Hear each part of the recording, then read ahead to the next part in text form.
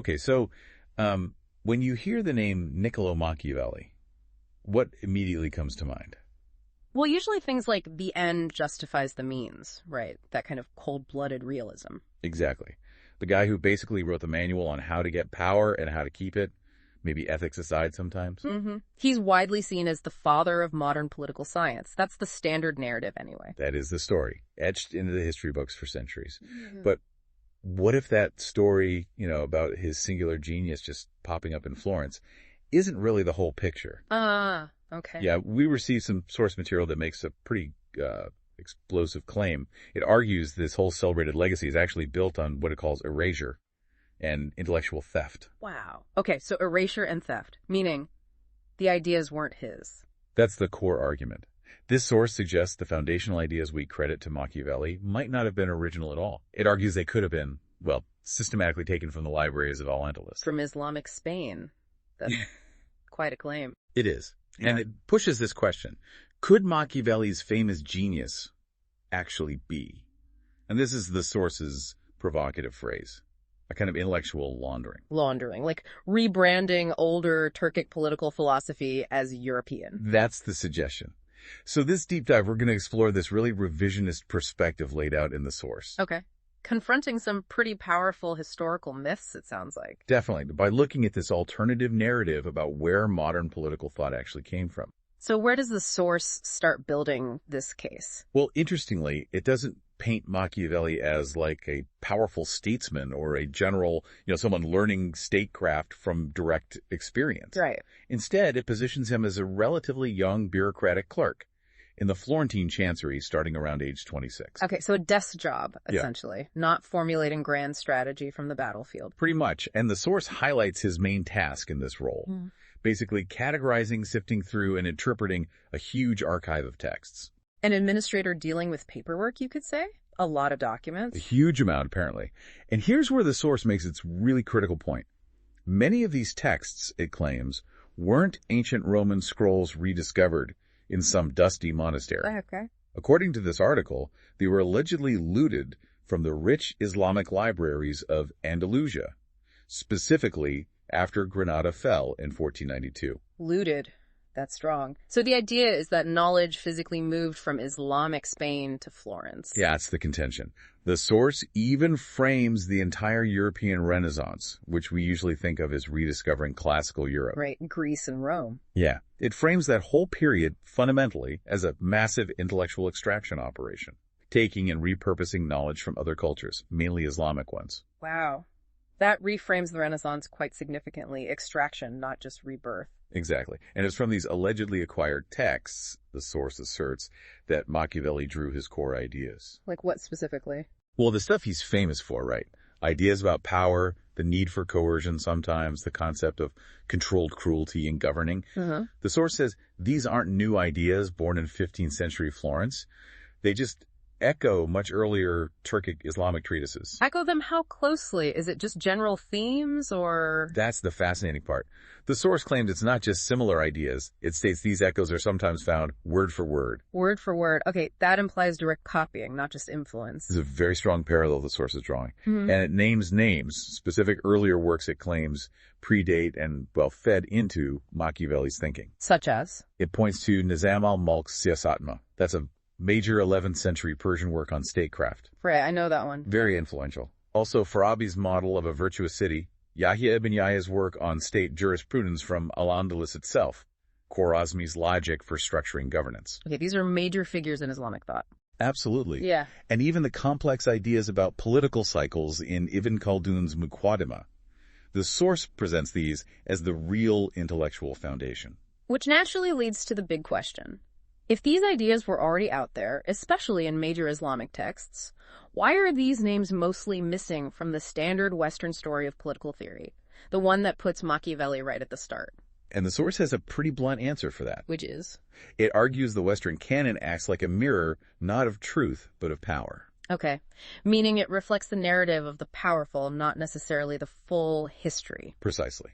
That it reflects the story told by those who gained power later, and they deliberately left out contributions from cultures they'd maybe conquered or wanted to sideline? A history written by the victors in a sense, but applied to intellectual lineage. That seems to be the argument.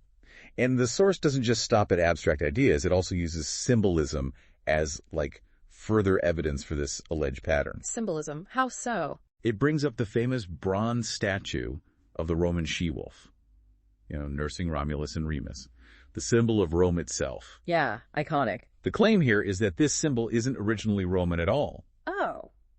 Where does it claim it comes from? It argues it's a much older, nomadic Turkic symbol, the Asena she-wolf legend, which is central to Turkic origin stories. Interesting. So even the core symbols might have been borrowed and rebranded? That's what the source uses it to suggest, to reinforce this bigger point, that Rome, often seen as the origin for so much European tradition, actually borrowed a lot from older cultures, including Eastern ones. But the later narrative was constructed to make it look purely European, purely Roman or Greek in origin. Exactly. And this leads the source to propose what it calls an unspoken formula for how this intellectual transfer supposedly worked over centuries. A formula, like a step-by-step process. Kind of. It lays it out like this. First, the Turkic mind comes up with the ideas. Then, they're recorded in Arab script. Next, crucial Andalusian translation makes them accessible in Europe. Then comes Latin theft, or, let's say, acquisition without giving credit. And the final step? Appearing under European authorship, like Machiavelli's. That's a very specific and controversial model of transmission. Does it mention others besides Machiavelli? It does. It names other big figures whose work it claims got sort of reprocessed and repackaged this way. People like Farabi again, Avicenna, Averroes. Whose ideas were hugely important for European thought, that's well known. But the source is claiming the credit wasn't properly given, or the context was stripped. Yeah, that they were often presented selectively, or their Islamic origins downplayed. Yeah. But the source uses its strongest language for Machiavelli. It calls him the most shameless example of this whole alleged process. The most blatant repackager, in their view. That's the idea. Right. So, okay, let's connect this alleged process back to Machiavelli's actual philosophy. The source zooms in on one of his most famous lines from The Prince. Let me guess. It is better to be feared than loved. You got it. That cornerstone of ruthless pragmatism. So what does the source say about that specific line? It argues that this isn't some brilliant original insight from Machiavelli. It calls it a distorted echo of much earlier Turkic teachings on how to govern.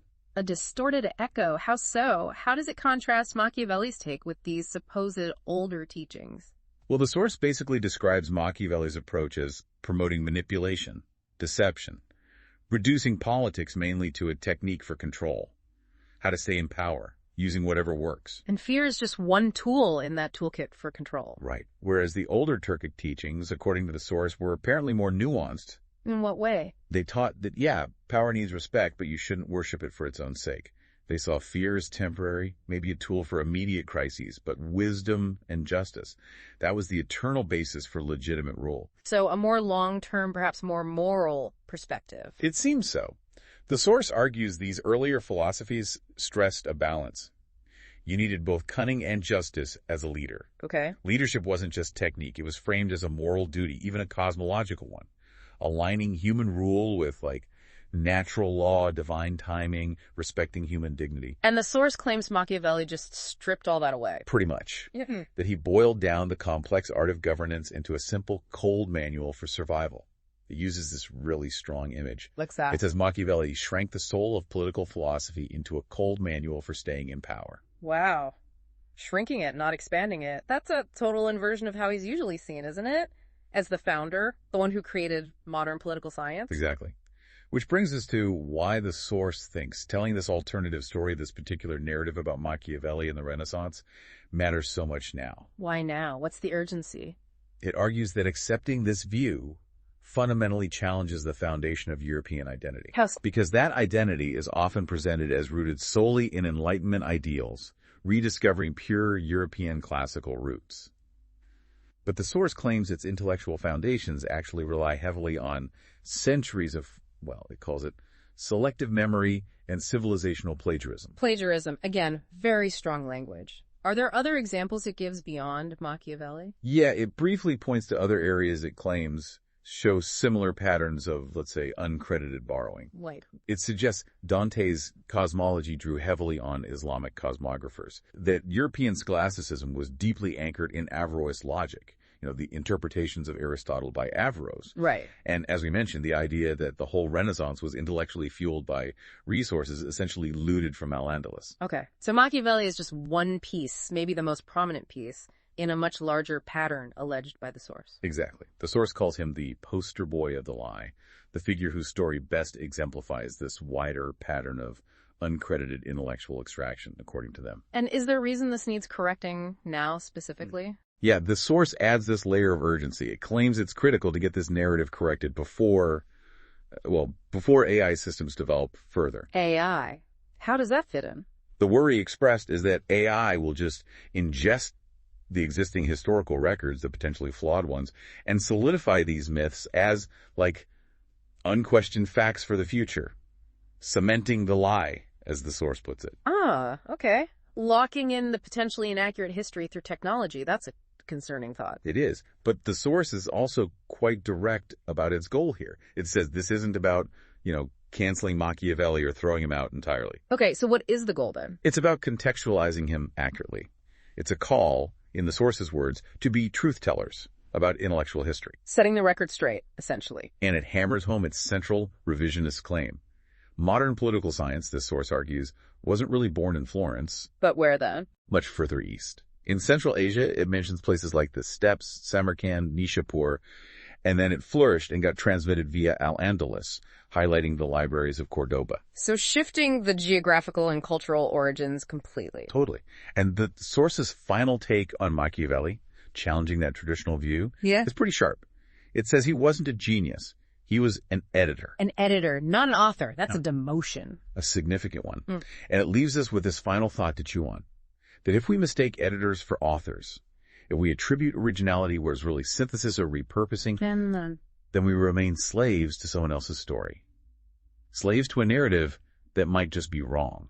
It's a really powerful, challenging reframe of a figure most people feel they, basically understand. Absolutely. Yeah. So just to recap, this deep dive has really dug into a highly provocative claim from our source material that the whole established legacy of Niccolò Machiavelli and the assumed origins of modern political science in Renaissance Florence might actually be built on uncredited borrowing, maybe even theft of ideas from older Turkic Islamic sources. Specifically transmitted through Al-Andalus. Right. And it really forces you, the listener, to think about the implications, doesn't it? Definitely. How does this potential reframing change how we view intellectual progress itself? What does it mean for how we assign labels like genius or originality across different cultures and time periods? Yeah, who gets the credit and why? And we want to leave you with that potent final thought from the source to consider. Go on. True power, according to this perspective, doesn't start with manipulation or control born from fear. It begins where fear ends. Okay. And crucially, where stolen knowledge is finally returned and its real origins are acknowledged. That's a profound thought. A call for historical honesty as a foundation for real power, maybe. Perhaps. It's certainly a compelling invitation, isn't it? To look beyond the standard stories you might have learned. And maybe explore some of those forgotten sources and perspectives for yourself. Echoing that final call from the source, respect the forgotten.